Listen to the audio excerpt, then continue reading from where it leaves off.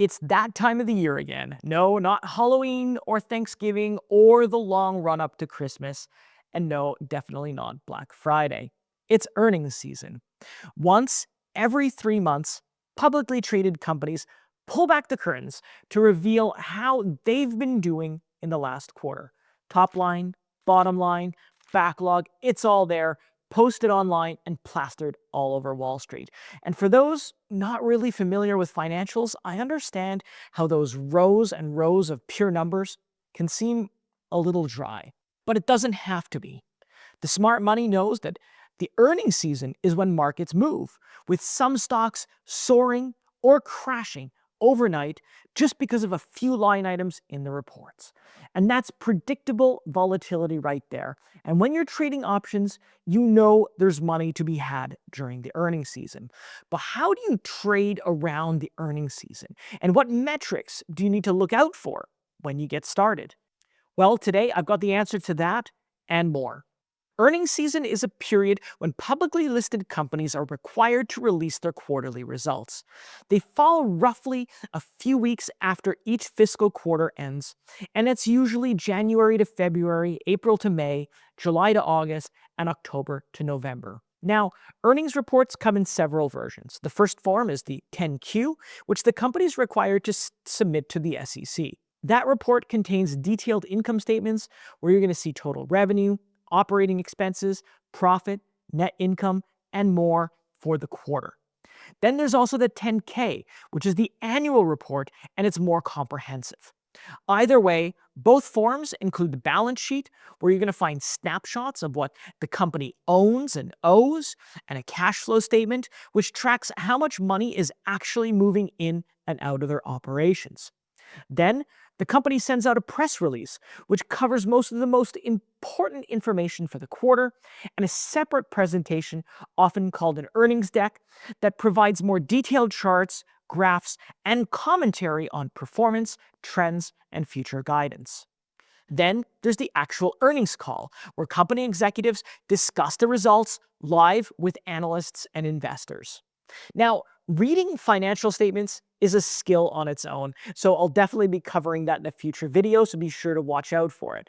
But regardless of what form you look at, what really matters is how those numbers compared to what the market was expecting. Not sure what I mean?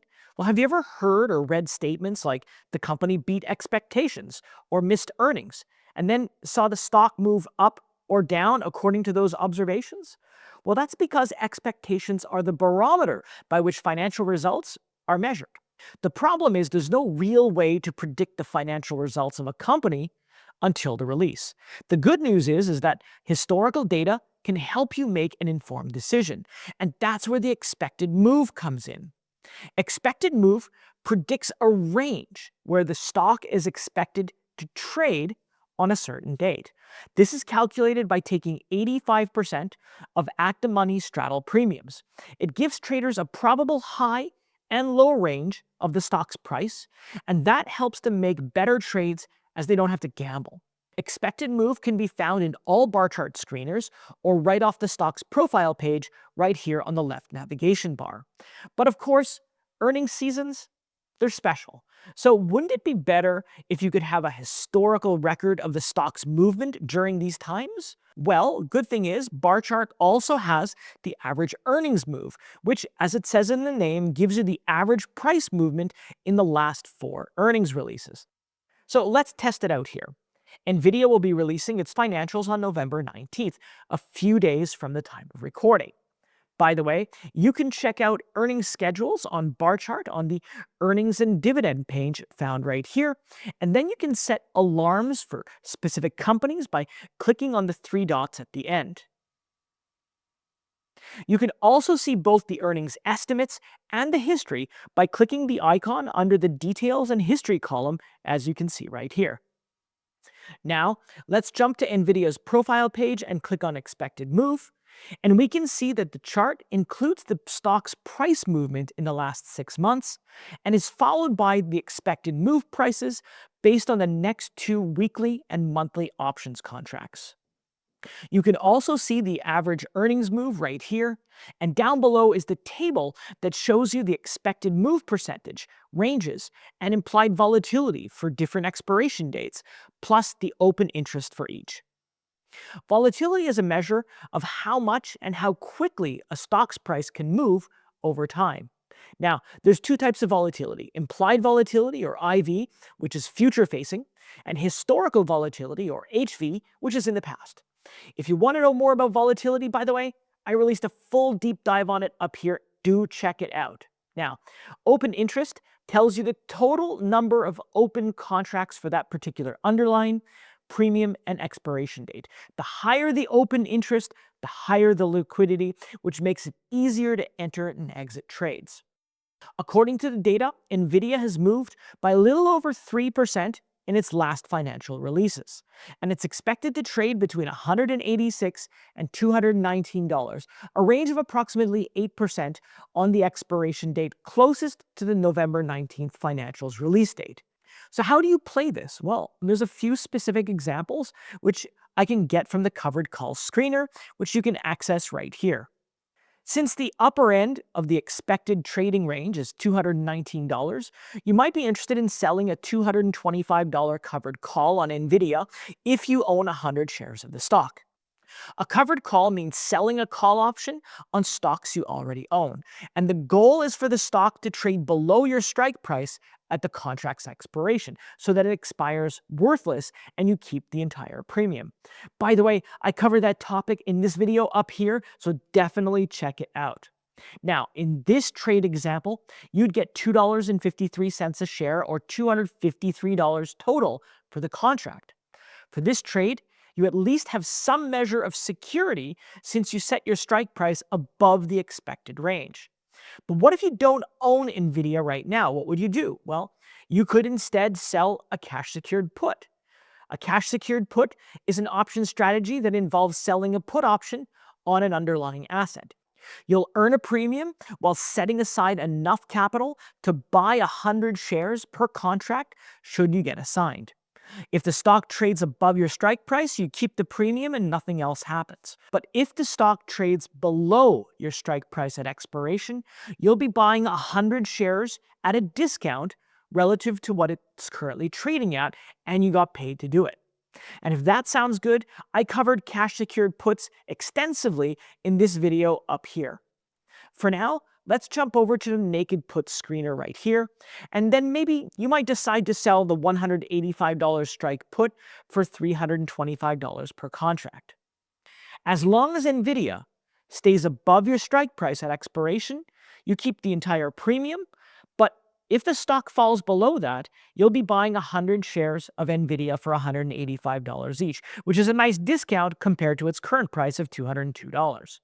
One thing, though, about selling puts is that you need to have the mindset that you already committed to buy, because assignment is automatic. No one calls you and asks you if you want to still buy it or not.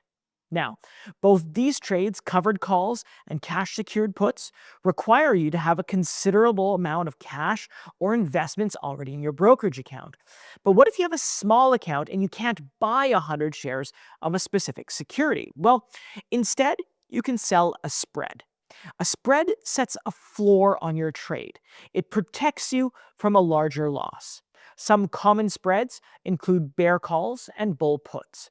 With a bear call, or a call credit spread, you can sell a call option on an underlying stock, and then you buy another call option on the same underlying stock and expiration date, but just at a higher strike price. The goal of the bear call is for the underlying stock to trade below the short call strike at expiration. And if that happens, you keep the net credit. Otherwise, the trade ends at a loss. Then you have the bull put spread. It works like the bear call, but it works the other way around. The goal of the bull put spread is for the underlying price to stay above the short put strike at expiration.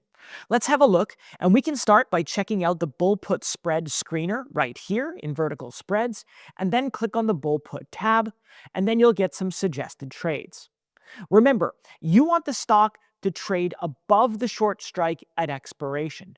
So here's a sample 185, 175 bull put spread that you can sell, for which you'd get $1.51 a share or $151 per contract.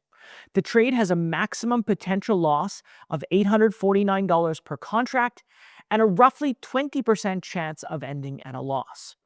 And you can apply these numbers to other strategies like condors, butterflies, straddles, and even strangles.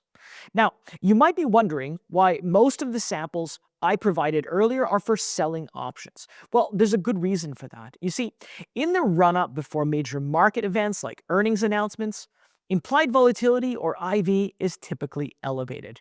With higher IV comes higher premiums, which favors option sellers. However, when that major event is over, IV usually drops. And this event is known as an IV crush. An IV crush usually leads to options premiums dropping sharply, even if the stock itself doesn't move too much. Think of options premiums kind of like a balloon. And as the earnings season draws near, the sheer number of traders speculating on the results causes that balloon to fill up with air, which represents volatility. After the earnings are released, the air is let out and the premiums shrivel up. So lower premiums after the volatility crush means that options are less valuable and therefore are less likely to be exercised, which again favors the sellers. However, you can't just assume that volatility is high for a particular stock during earnings season. You need a way to check which bar chart gives you. So, going back to the bull put screener, let's check out the volatility metrics by clicking on the profit and loss chart and then going to the volatility tab. And there, you'll see implied volatility and historical volatility. There's also IV rank, which measures the current IV's position compared to the past year, or more specifically, where it sits in the range. And IV percentile, which tells you how often IV has been lower than its current value over the past year. You can also see other values like the 5-day, 1-month, and 3-month average volatility, and the lowest and highest volatility values over the last 52 weeks.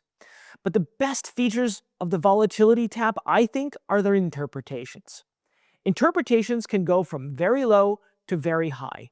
It can also show if there's notable movement in volatility, whether it's rising or falling.